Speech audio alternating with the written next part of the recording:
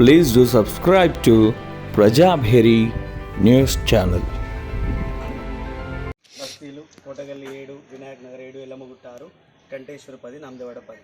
50 బస్తీల్లో పని ప్రారంభమైంది. 20 బస్తీల్లో పని పూర్తయింది. ఇంకా కేవలం 30 బస్తీలే మిగిలి ఉన్నాయి. మిగతా 38 చోట్ల మనం శోభాయాత్రలు చేసాం.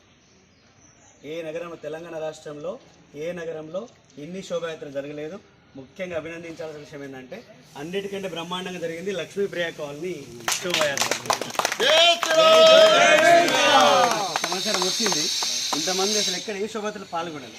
నేను ఆనందనగర్లో, సీతారాం కాలనీ ఉన్నా, కిల్లాలో ఉన్నా, కిల్లా మమ్మాదేవి నగర్లో, ఆర్యనగర్లో ఉన్నా, బోర్గాంలో ఉన్నా. కానీ దీని తర్వాత బోర్గాం, ఈ రెండు చాలా పెద్ద ఎత్తున. దీనికి అందరికీ కారణం స్థానిక ప్రజల యొక్క ఐక్యత, సహకారం. ఎందుకంటే ఇది మన ఇంటి కార్యక్రమం కాదు, మన రాముడు. మనం మంచి పిఓపి ఇళ్లలో ఏసీ గీజర్లు పెట్టుకొని మంచి టైల్స్ నిన్నల్లో సుఖంగా ఉన్నాం.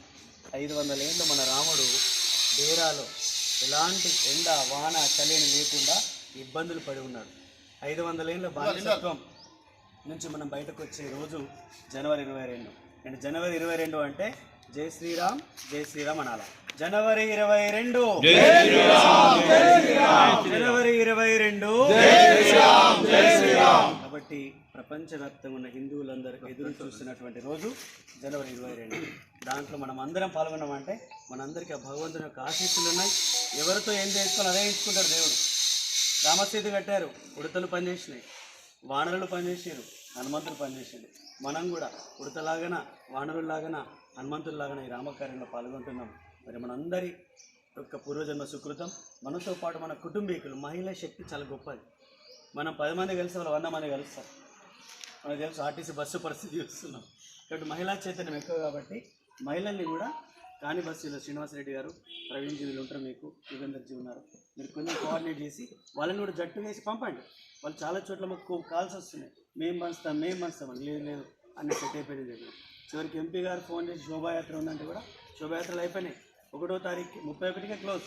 1వ తారీఖు కంటేశ్వర వాళ్ళకి అనుమతి ఇచ్చారు. మనం వితరణలో పాల్గొనని చెప్తున్నాను. ఏ నాయకుడైనా, ఏ పార్టీ అయినా, ఏ కులమైనా, అయ్యర్ ఆఫీసర్ కానీ, దినసరి కూలీ కానీ, అది ఏ క్యాస్ట్ అయినా సరే అందరం రాముడి ముందు సమానం. మనమంతా హిందువులం. గడప లోపలే కులం, గడప దాటితే హిందువులం. ఇది ఆచరణ చూపించే అవకాశం మనకు వచ్చింది. మనం కేవలం అక్షంతలు ఇవ్వడమే కాదు, ఇంట్లో ఎదుగుతున్న అమ్మాయిని లవ్ చేయాలని విషయం చెప్పాలి. అక్షంతలు అంటే గుళ్ళో పెడితే ఏకాదశి నాడు వచ్చినట్టు వచ్చి తీసుకెళ్తారు. లవ్ చేయాలి విషయం 2 నిమిషాలు చెప్పాలి. యువకుడు ఉన్నాడు, ఆర్ఎస్ఎస్ శాఖకి రమ్మని చెప్పాలి. మహిళలకు చైతన్యవంతంగా రమ్మని చెప్పాలి. చెప్పడం కోసం ఇంటింటికి వెళ్ళడం, ఇది పంచడం వల్ల ఏదో జరిగిపోయిందని కాదు. నిరుపేద ఉన్నారు, మత మార్పిడి జరగకుండా చూడాలి అట్లా. కాబట్టి ఇవన్నీ మీరందరూ విఘ్నులు, అందరూ స్థిరపడ్డ వాళ్ళు, ఆర్థికంగా అన్ని శ్రీనివాసం ఏర్పడేస్తుంది. కాబట్టి మీరు 22 నాడు కూడా బ్రహ్మాండంగా కార్యక్రమం చేయండి. ముబారక్ నగర్ వాళ్ళు మొత్తం మీ టెంపుల్స్ అన్ని లైటింగ్ చేస్తున్నారు. మహాలక్ష్మి నగర్ వాళ్ళు 11 దీపాలు పెడుతున్నారు. ఆర్యనగర్ రామాలయం వాళ్ళు భోజనాలు పెడుతున్నారు. ఇట్లా ఒక్కొక్కరు ఒక్కో రకంగా చేస్తున్నారు. మనం ఎట్లా చేస్తే బాగుంటుందా మీరు ఆలోచించి చాలా పద్ధతి ప్రకారం చేసి రామకృపకు పాత్రలు కావాలని మరి మనందరం కూడా పాల్గొనడం మనందరి అదృష్టం. అందరికీ జై శ్రీరామ్. 2లోకి వెళ్తాను, మీ అందరు అనుమతి. చాలా బాగుంది. శ్రీనివాసరెడ్డి గారు.